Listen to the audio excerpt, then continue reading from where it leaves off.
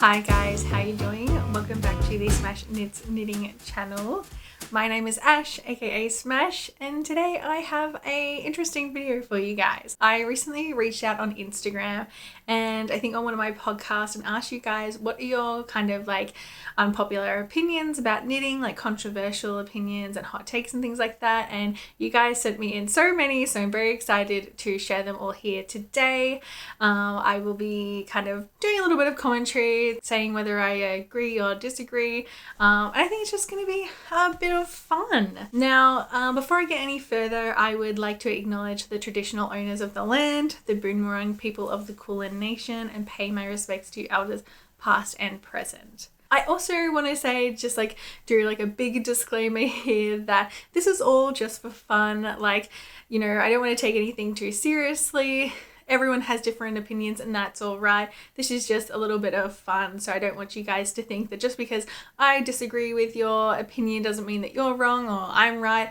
It's just fun hearing about different people's perspectives. So keep it nice and friendly and kind and respectful in the comments, because at the end of the day, like, you know, this is all, it's just knitting. It's not that deep.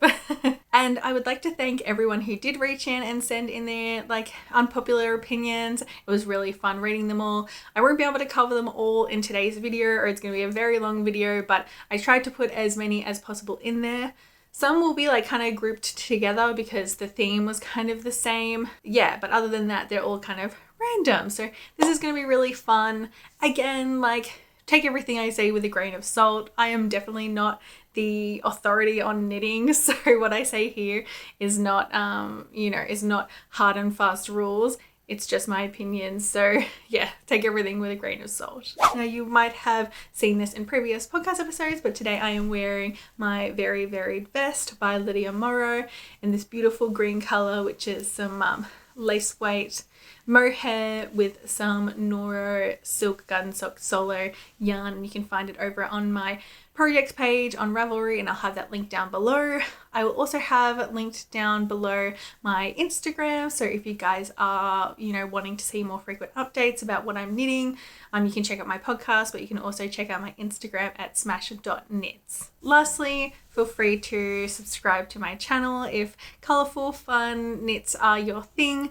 I talk a lot about them here and do kind of like odd videos here and there. So yeah, feel free to subscribe if that's something you're interested in.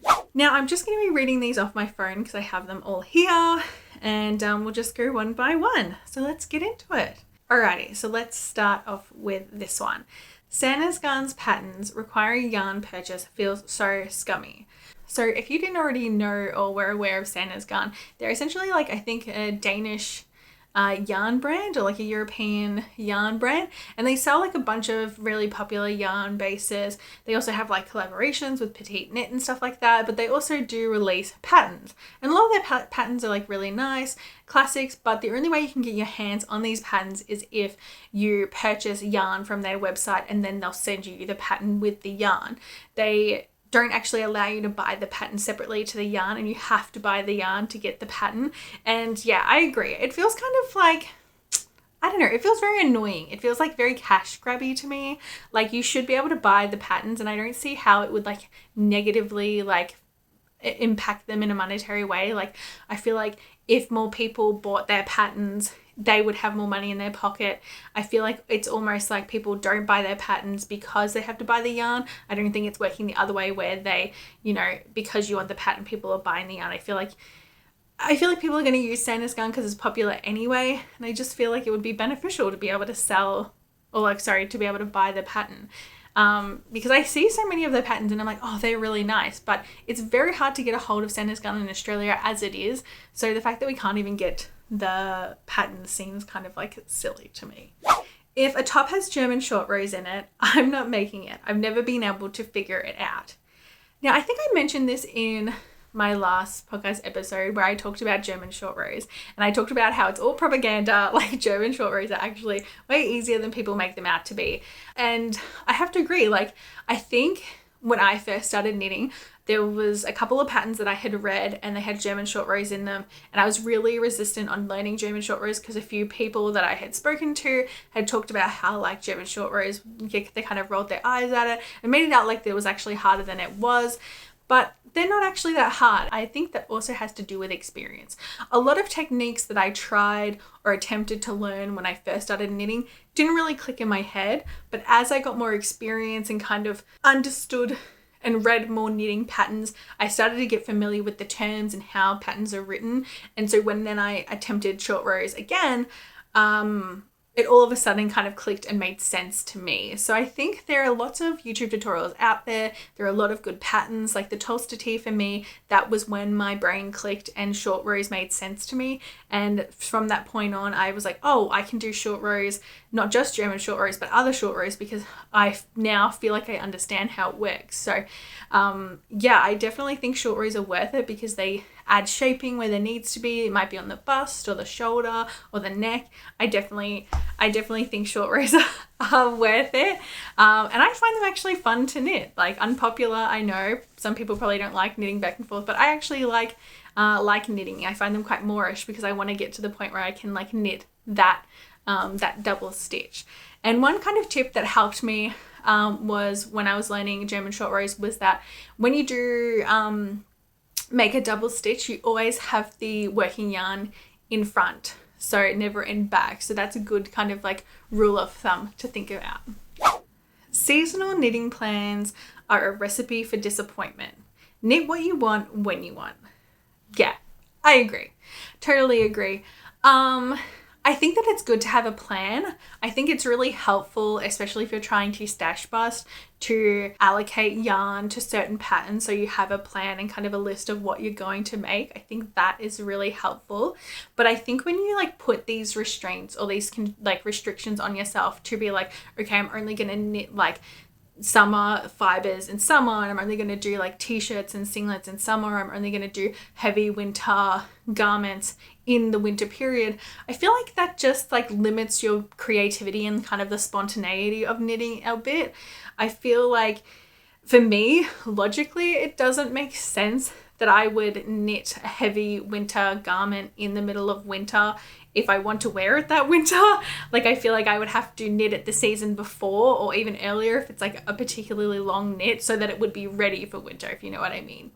I get it if you want to, you know, you don't want to touch wool and things like that in summer, but I don't think that there should be any restrictions on when you want to knit something. And I think that's why I've only made one spring knitting video, and that was very early on in this channel because I was kind of like doing what other people are doing, and seasonal kind of like what I'm going to knit for spring or summer or winter. It's like they're very popular videos and you see them all the time. But for me, I just want to knit whatever I want whenever I want, and I don't want to have to like feel like I need to stick to like certain seasons for certain types of knitting, especially because like most of you guys, like I have an international audience here, so we're in opposite seasons anyway. I think that when you put these like restrictions on yourself, it doesn't allow you to kind of see new things and knit new things and kind of give yourself that like spontaneity and that little spark of joy, because you're having to like wanting to stick to your seasonal knitting plans. And then when you don't stick to your seasonal knitting plans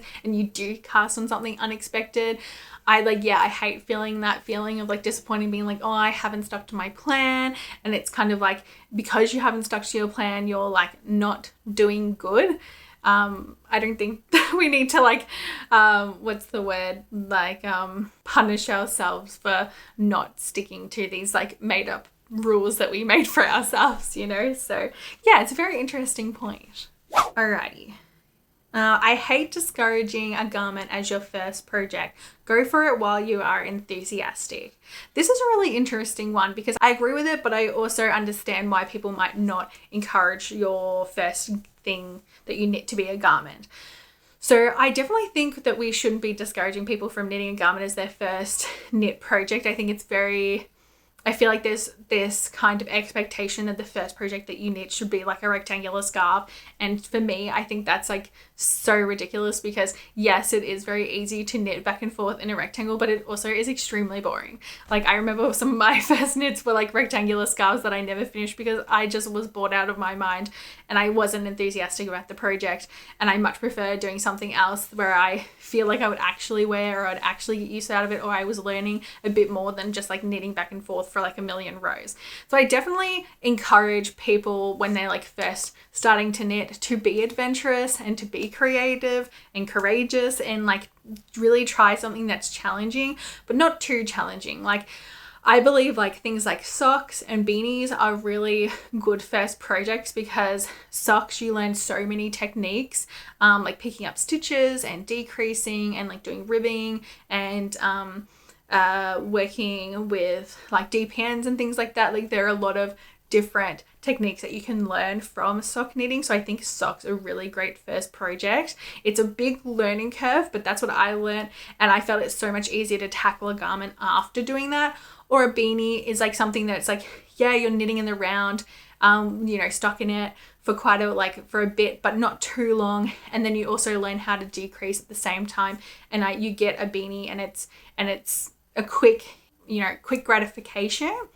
But I also think that extends into garments. I think things like the step-by-step cardigan and jumper by Handmade by Florence are really great first projects because you can see the video, you can see how to do all of the increases and everything like that. And it's very simple and it is just a lot more engaging. I feel like if someone wants to knit a jumper for their first project, I think they should totally do it because even if it turns out a mess, even if it's bad, at least like they're learning as they go and they'll always have that as kind of like a good memory. I definitely wouldn't recommend anything on a small gauge and not a small gauge jumper, maybe like a worsted or Aran weight jumper or like a bulky sweater or something. I think that would probably be really good because it's at least quicker. I definitely think that there's like a big misconception that like a raglan jumper is hard. No, I think a beginner could definitely tackle a raglan. It would take patience and perseverance, but I definitely think it would be way more engaging than just a normal rectangular, boring stockinette scarf. Sorry, not everything needs to be held double with mohair. I agree. I agree. And I say that as I'm literally wearing something that is held double with mohair.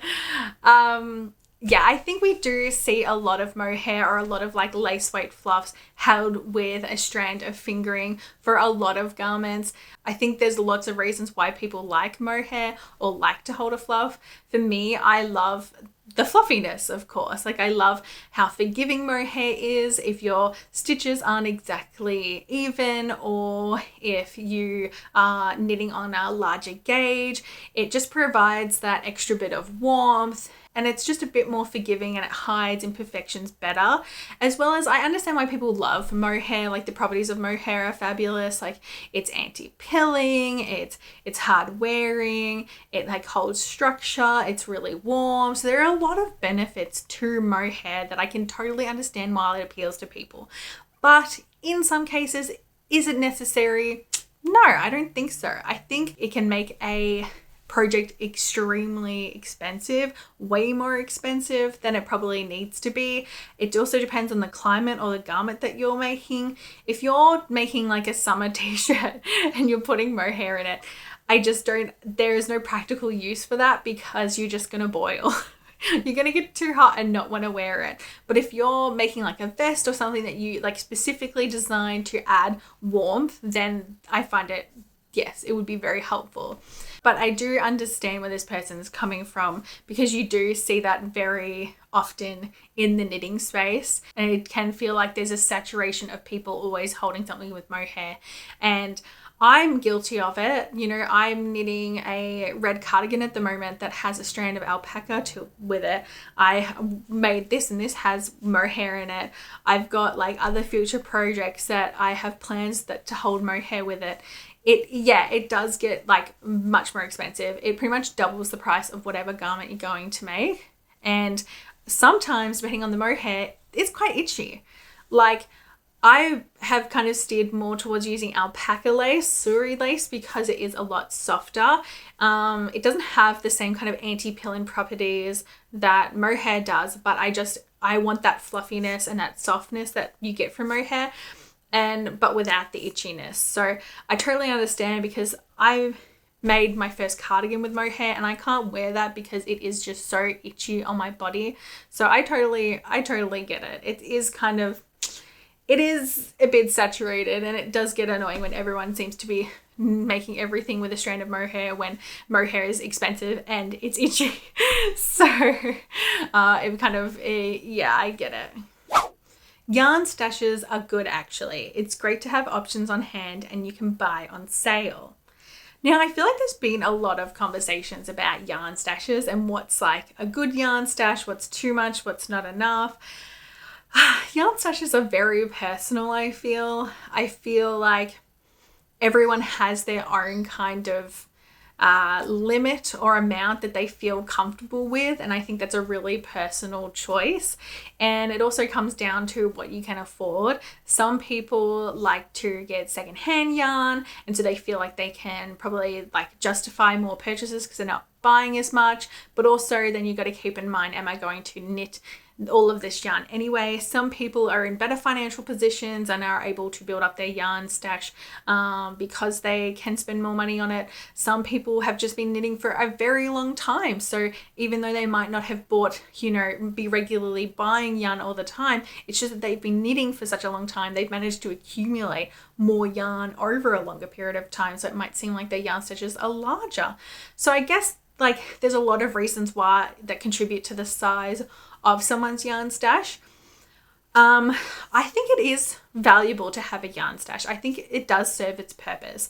I feel like when I first started knitting, I didn't have a yarn stash, so I wasn't able to kind of freely cast on things when I saw them because I didn't have like yarn in my stash to be able to do that. So I did have to kind of buy yarn as I would plan, and I didn't really like that as much because with me, I always kind of thinking of ideas and combinations and yarns and kind of testing out things I want to do. So I might not have like a fully formed idea, but I can kind of use my stash kind of like my painting palette and mix things together and see if I like them. And I wouldn't be able to do that if I didn't have a stash. If I didn't have the art materials, like the materials there to play around with and experiment, then I couldn't see if I like something or not. And that brings me a lot of joy, and that's like a big process in me knitting. Like I swatch a lot solely because I like to play around and see what color combinations I like. Being able to visually see that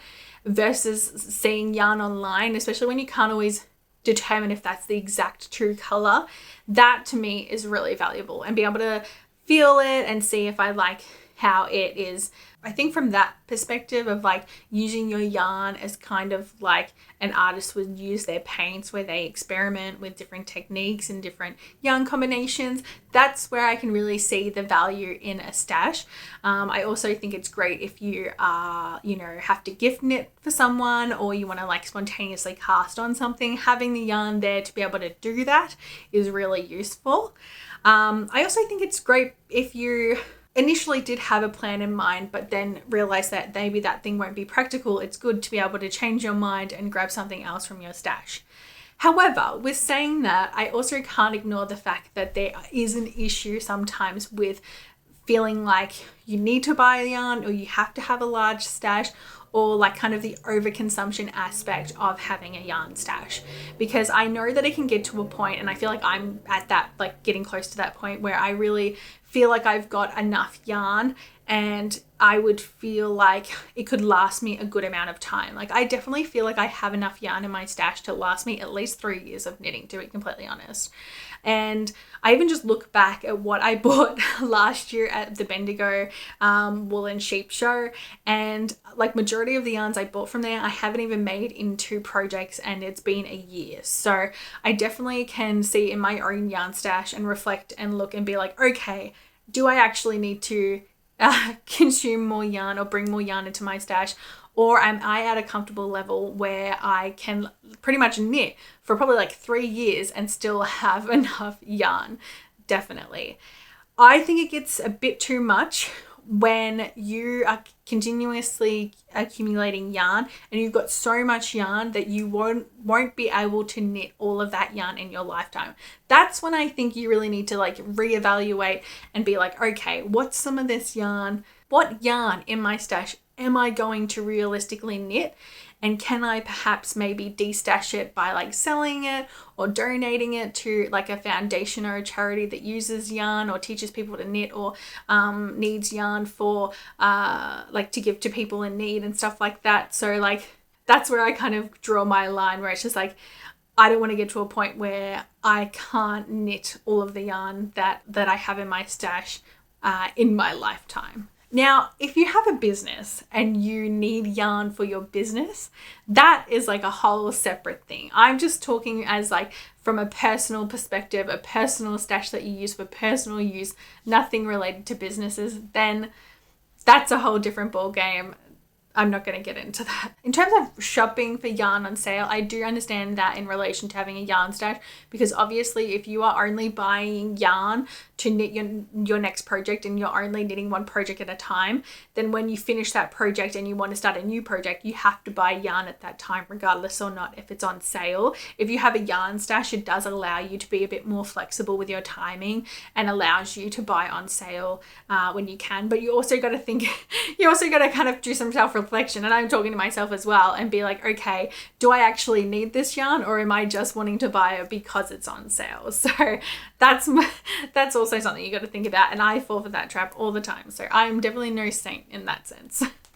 Okay, so I've moved location slightly because the sun keeps going in and out, and if there's one thing that annoys me the most, it is the fact that lighting always changes. So hopefully this will stay a bit more consistent. I've had to like fully move my chair to the other side of the room, and hopefully this does the trick.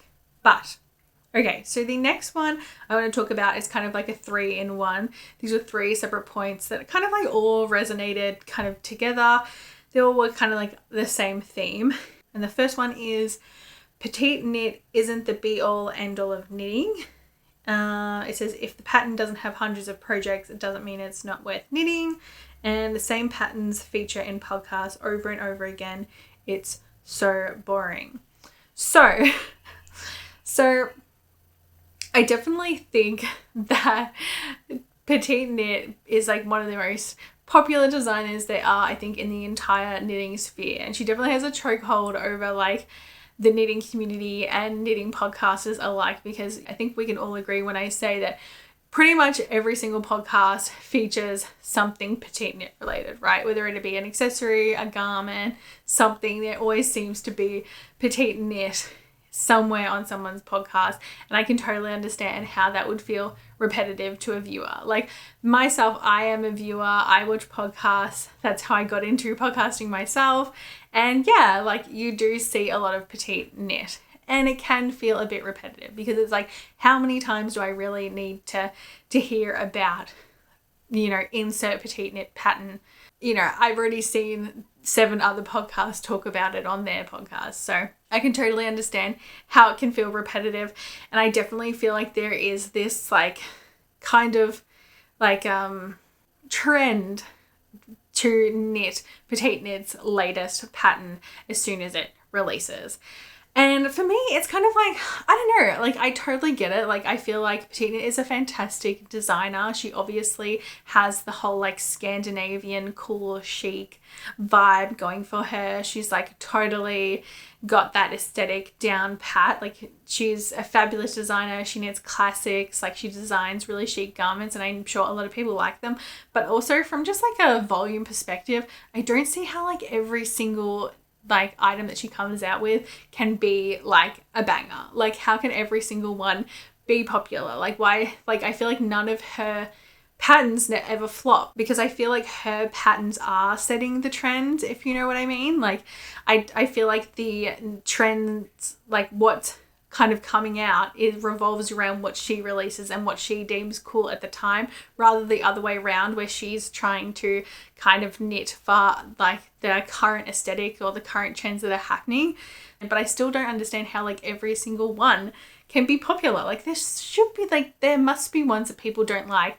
And so when I see like the latest release and I'm kind of like, oh, it's okay, but it's like nothing revolutionary, but then I see everybody wanting to knit it, I'm kind of like, is it really that good? Or is it just because like Petite knit it and it's like Petite Knit is popular and people are going to want to watch things that involve petite knit that people are knitting them. I don't know. I don't know.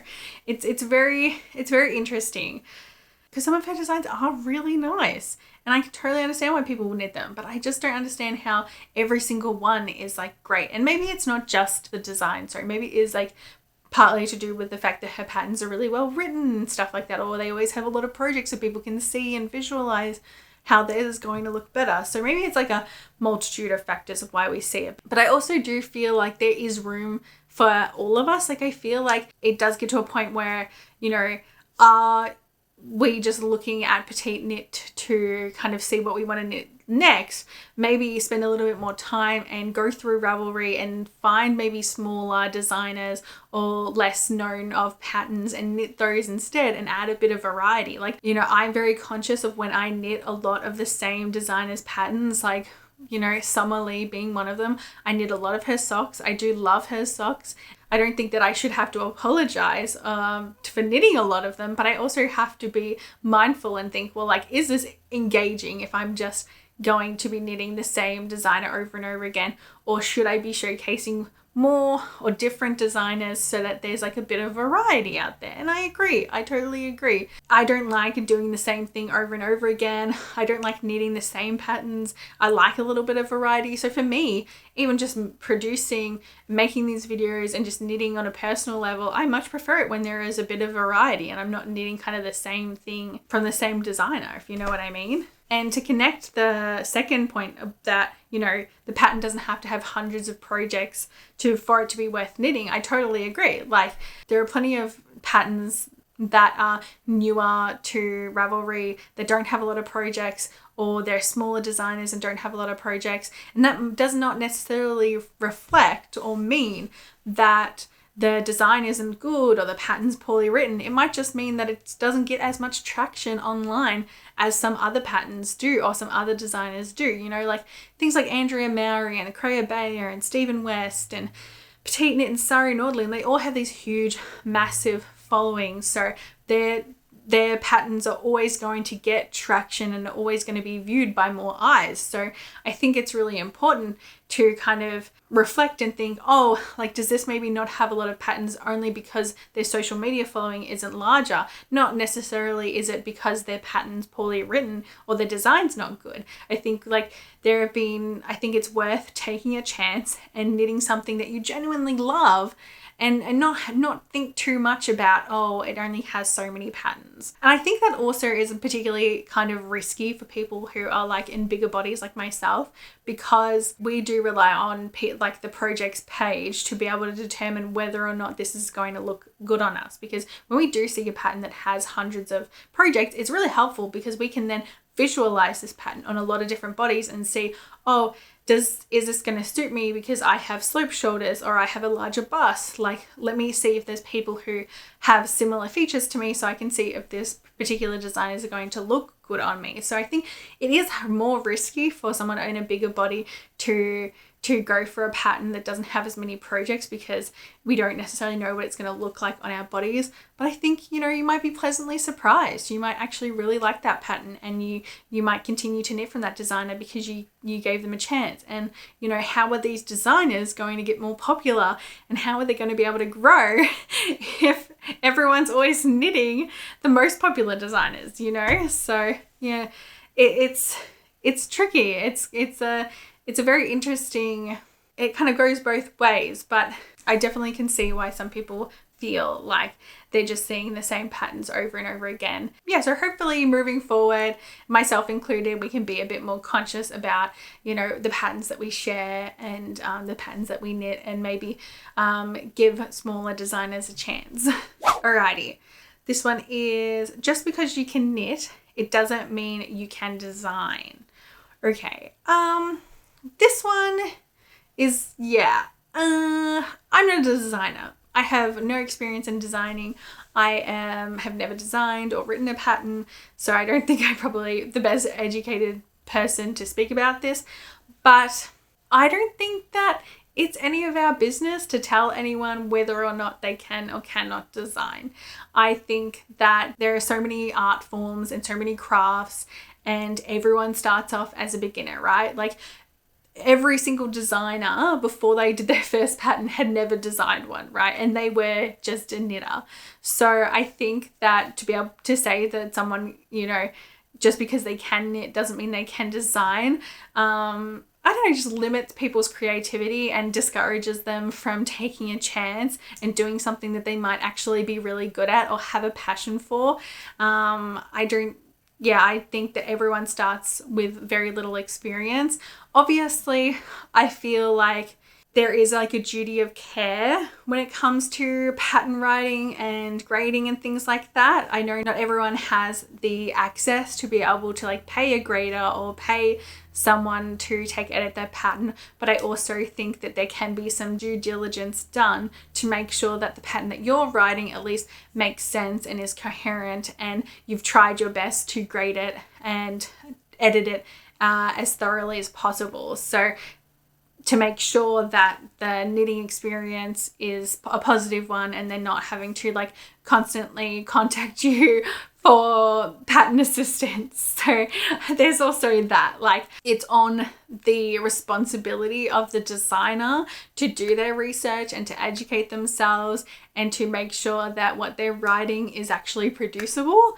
But I also don't want to discourage people who maybe haven't designed a pattern yet just because they have no designing experience already from doing that, because you're never going to get that experience unless you do it, right? So that's my opinion. So size inclusion is both ends of the spectrum, not just plus size.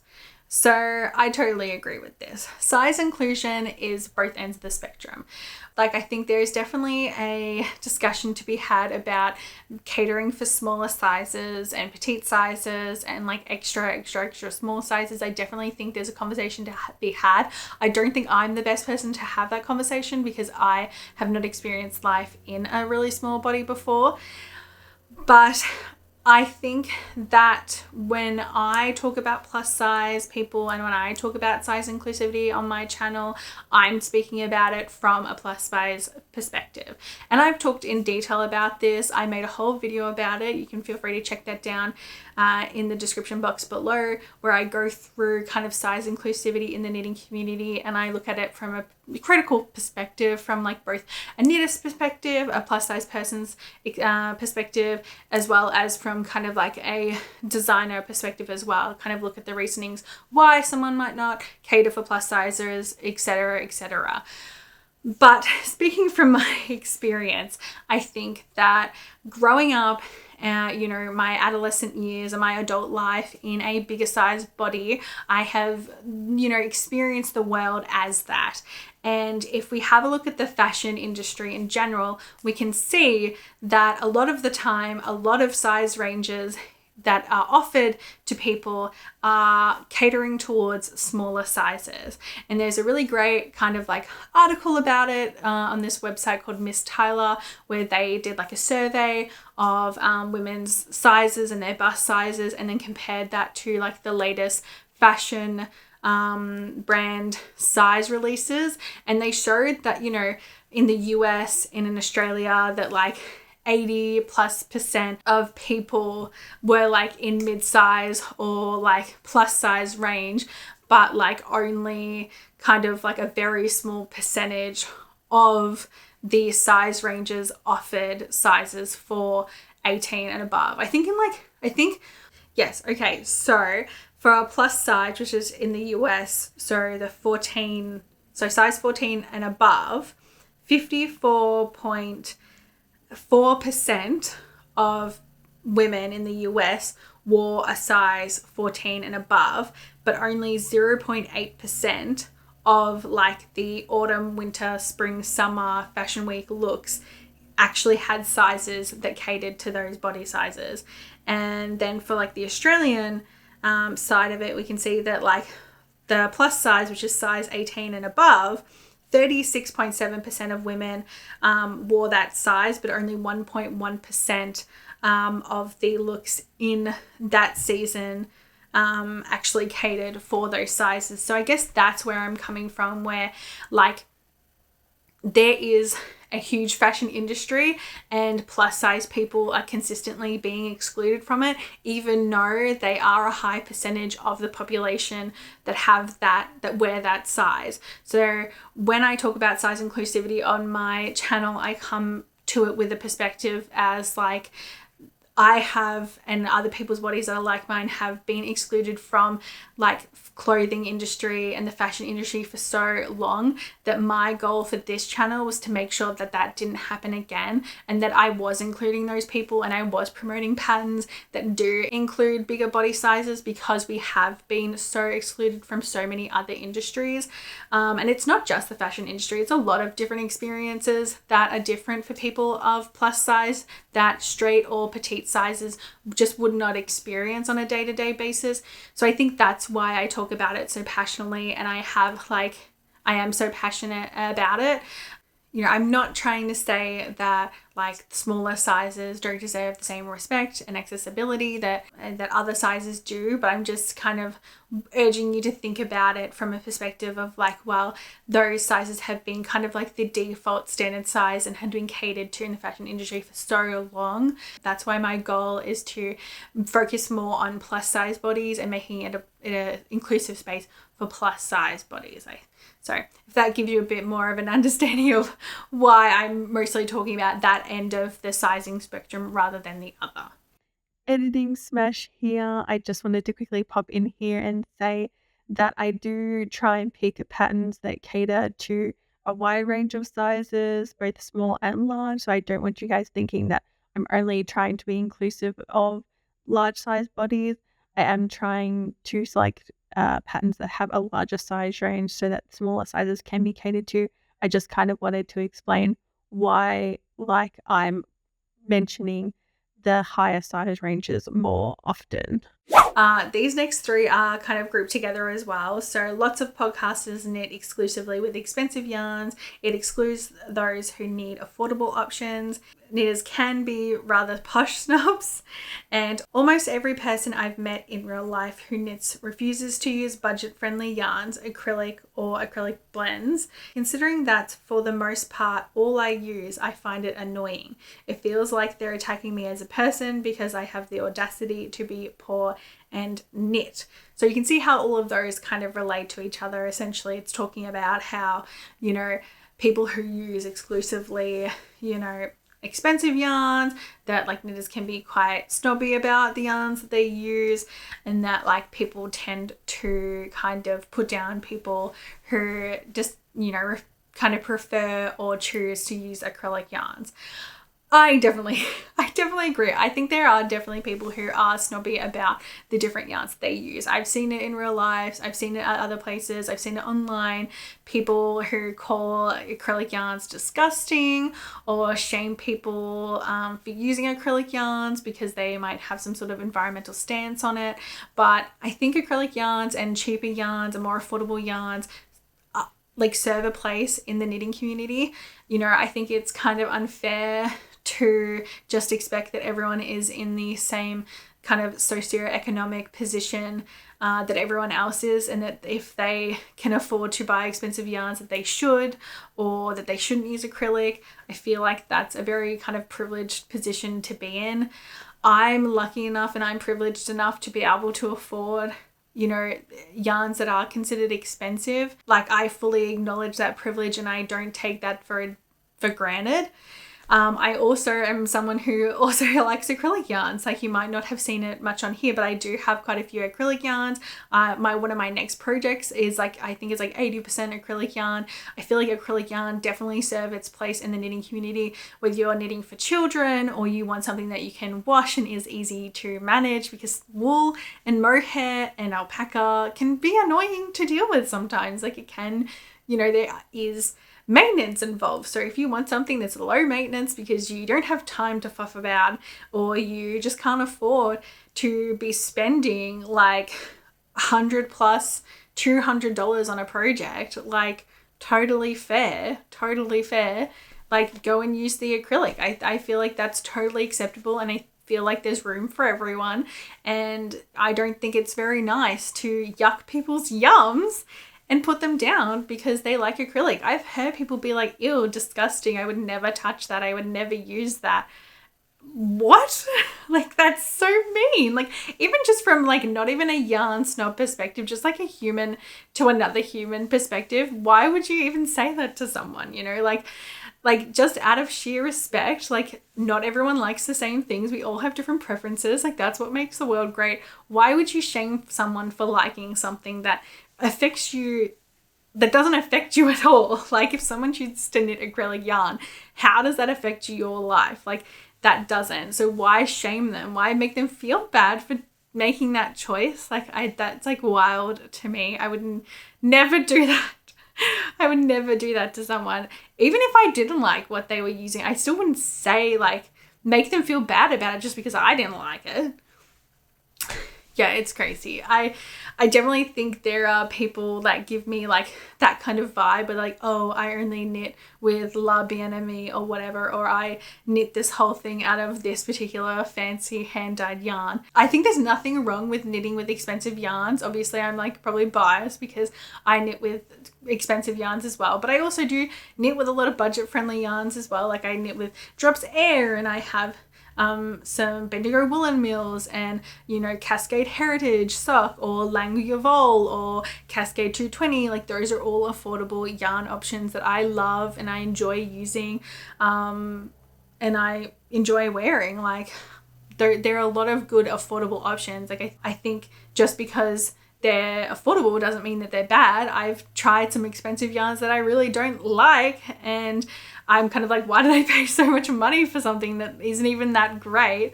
So like, deviating, kind of like getting off track here, but yeah, like, I don't think that just because something is expensive doesn't mean it's good. I don't think just because something's cheap doesn't make it bad. Getting back to what I was saying before about me knitting with expensive yarns, I think it's everyone's choice to pick whatever they want. I don't think just because you knit with cheaper, more affordable yarns, you should be shamed for that. But I also think that if you knit with expensive yarns, you also shouldn't be shamed for that.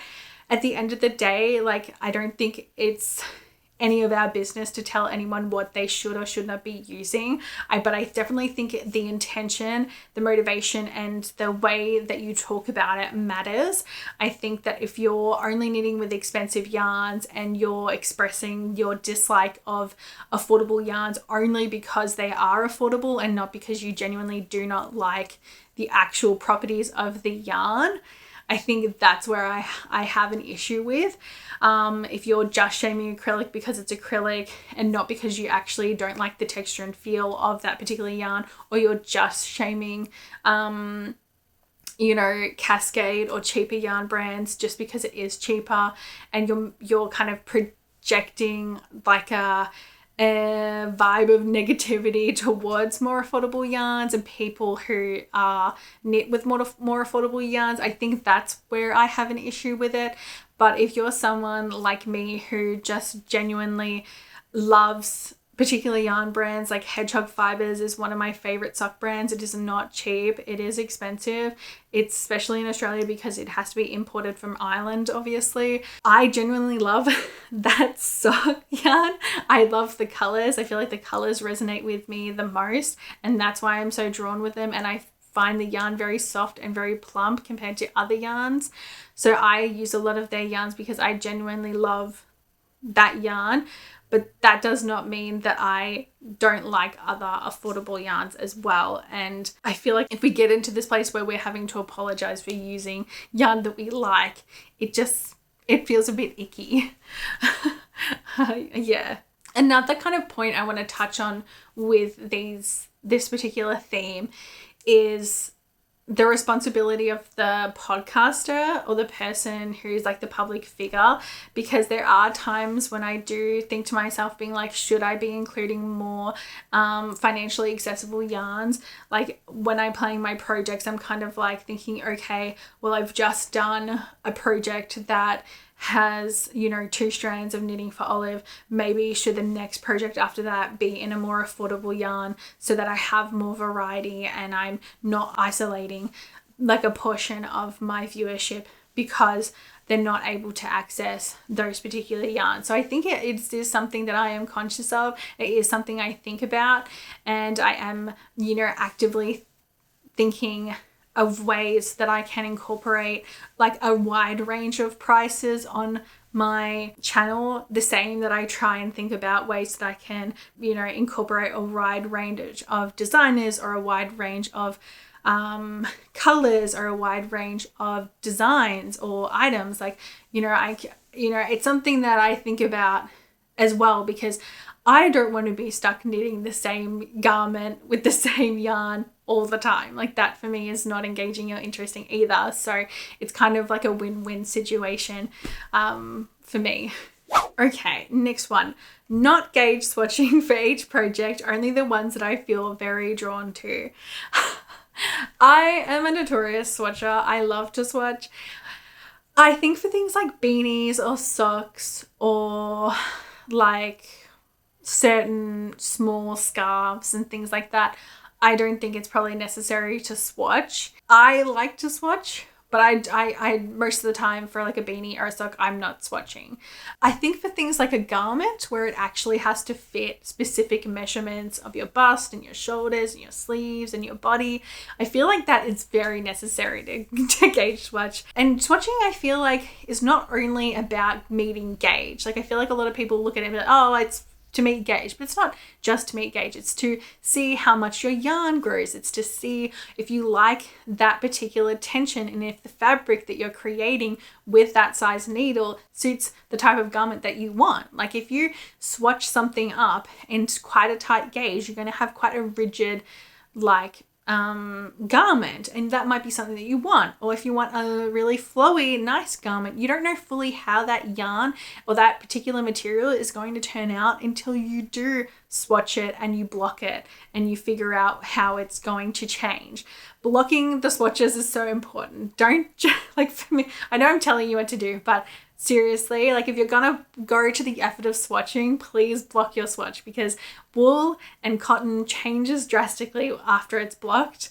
I think it's super important. So I also think swatching is not just about the material, but it's also about the colors. Like, a lot of the time I like to experiment with colors. I like to see if a particular two yarns work well together. And the only way that I'm going to know if that's going to look good without investing all this time and starting a project would be to knit a small swatch and figure out, yeah, I do like this, or yeah, I don't. Because sometimes, if you're using like a speckled or a variegated yarn or a fluffy yarn and you're doing like a particularly detailed pattern, you want to be able to see, does that pattern translate properly and clearly in this yarn combination, or does the fluff or the variegation hide it? So there's lots of good value and good information that you can get from your swatches. So please swatch, because it's, for me, I just love it. I think it's so fun. It's like I'm playing around with paint, and I think it's like a really good kind of like appetizer. I've talked about this before. I talk about it like it's like a little snack, a little teaser. Like, if I'm really in the mood to cast something on, or I get a new yarn, but I don't necessarily know what project I want to knit with it yet, I will like knit a swatch and see how the yarn looks knit up, and it just like kind of like scratches that itch for me, or like quenches that thirst for wanting to cast something new on, or wanting to kind of get my hands on some new yarn. That's a really good, easy way to be like, okay, small time commitment, but I get that like out of my system. Okay. Oh, this is another one that's kind of related to this one, is that yarn and finished objects don't need to sit in water for super long to get fully saturated to dye or block. Dyeing, I have no idea. I am not a yarn dyer, so I really can't speak on that. But in terms of like the blocking the finished objects part, just like I said with the swatching, please block your finished objects as well. I block everything. I block my socks, I block my beanies, I block obviously garments and things like that. I even block, like, I think I knit like little fish keyring thingies. I even block those. I see no negative in blocking. Blocking is literally a godsend. It's a savior. It's a fix-all for everything. Like, when I block something, it completely neatens up my knitting. It fully relaxes the stitches and just makes everything look so beautiful. If I didn't block all of my knits, they would probably look horrendous. Like, I don't always have the most even tension, but somehow putting them in water and soaking them for 30 minutes with a wool wash magically makes my tension look perfect. It makes my knitting stitches look crisp, makes my color work neaten up just so beautifully. Any textured pattern, any lace or anything like that, any ribbing, oh my god, it's just incredible. It's so good. And yes, you do have to wait until it dries till you get to wear it, but it's totally worth it. I usually soak my finished objects for about half an hour because I feel like any less, definitely not like dipping in and taking out, because how are the stitches meant to relax? I feel like they need to be submerged in water. They need time to relax. It's just like when you're washing your hair, and let's say you've got curly hair, it needs to be in the water for a good amount of time so that it can relax and go back to its natural shape, you know?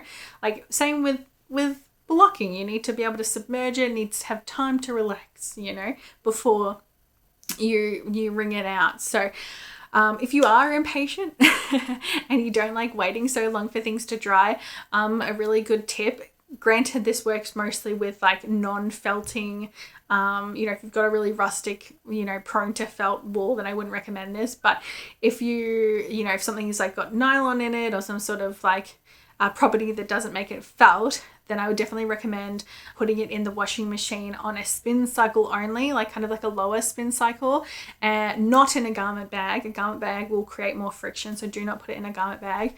And then putting it on a spin cycle, and that'll wring out like pretty much 90% of the water, so that when you do put it out to block, it doesn't take that long. It takes like a couple of days max rather than like a whole week usually. So that's another kind of recommendation, but please, yes, I 100% recommend blocking, and block for a good amount of time. Hand-dyed yarn looks bad in garments. Fine for shawls and accessories, risky for sweaters. Okay, so I love hand-dyed yarn. I think variegation is really beautiful. I feel like it adds a really unique touch to a lot of garments. But I also think that when it comes to hand-dyed yarn, there has to be some level of yarn management. Now, again, I think everyone's preferences are different. For me personally, I don't like it when my yarn pulls. I much prefer to have like an even variegation or an even speckling. So I do yarn management, but other people, they might like when it pulls and it creates interesting kind of patterns with the pulling. So again, it just kind of depends on your particular preference and what you like aesthetically. But for me, I prefer it when it's more even, and to get that, and especially in hand-dyed skeins, you have to manage your yarn. You have to do some sort of yarn management, whether that be what I usually use, which is when I alternate skeins every couple of rows, so that I'm using 2 different skeins at once, and that kind of creates a really nice even variegation to make sure that there's like more randomness involved. Or if you just want to kind of knit with one skein and then kind of blend the second one into it, so that it doesn't look like it's a huge change, because a lot of variegated yarn, you know, as much as the dye might be really consistent, it's hard sometimes because it might not pick up in certain places and might pick up in others. Yarn's really interesting that way. It's all chemistry, I guess.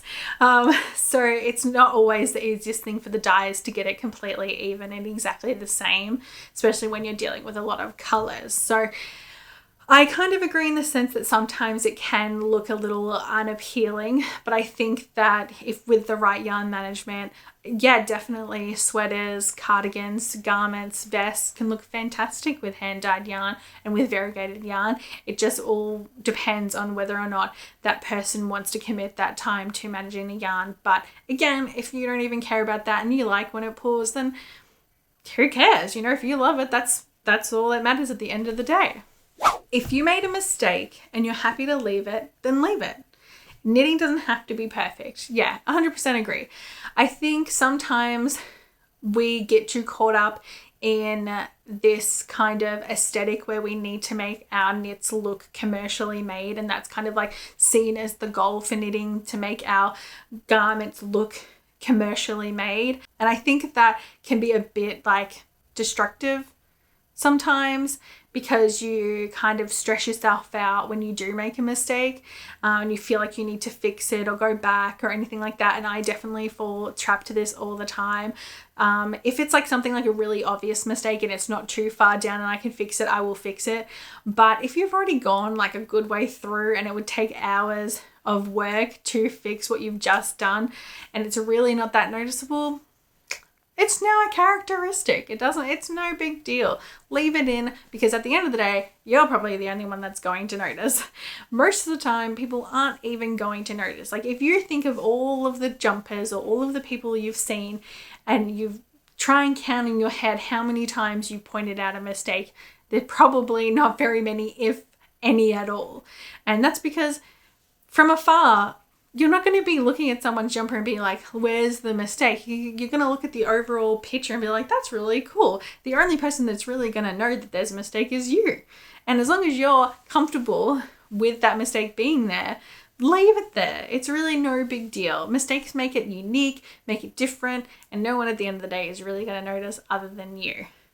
I love doing tubular bind off. Now, I don't know if tubular bind off is kind of the same as an Italian bind off or an invisible bind off. I think they're kind of all kind of the same realm in the sense that they're like a sewn bind off.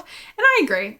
I do love doing it too. As much as I procrastinate it, when I actually do it, I do enjoy it, and I actually really do like doing it because you get into this kind of meditative state. It is a pain having to like draw this whole big bit of string through, but I think like once you start to get into the flow, you put on some good tunes, I can really get into it and I really enjoy doing it. Like now I've done it so many times that I can just sit and chat or watch TV and do it and it's no big deal. So yeah, again, kind of like German short rows, I feel like some people make it out to be worse than it actually is, and it's actually a fine experience when you're actually doing it. So yeah, I'm with you there. I like doing it too. Alrighty, so I think that's everything that I have to talk about today. I didn't really put too much of my own opinions in here because I had such a good time reacting to all of yours and you spent so many, so I'm so grateful for that. I'll probably make maybe one of these in the future where I go more into depth about my own personal unpopular knitting opinions, but I really appreciate you listening, and if you have any other unpopular opinions or you disagree with me or agree with me or have any great information or any opinions to add to any of these conversations, I would really like to hear them in the comments down below. Again, as long as everyone's just respectful and kind, there's no need to be mean. Not that I ever think you guys would be, because I'm very lucky and have just such a great supportive community on here. Also, just like a note, any of the designs that I did talk about, like I think they're all fantastic designers, and don't think that I don't like them just because I mentioned them in this video. These are just my opinions and they're just my thoughts and feelings, and yeah, take everything I say with a grain of salt. But yes, thank you so much, and I will see you guys in the next video. Bye.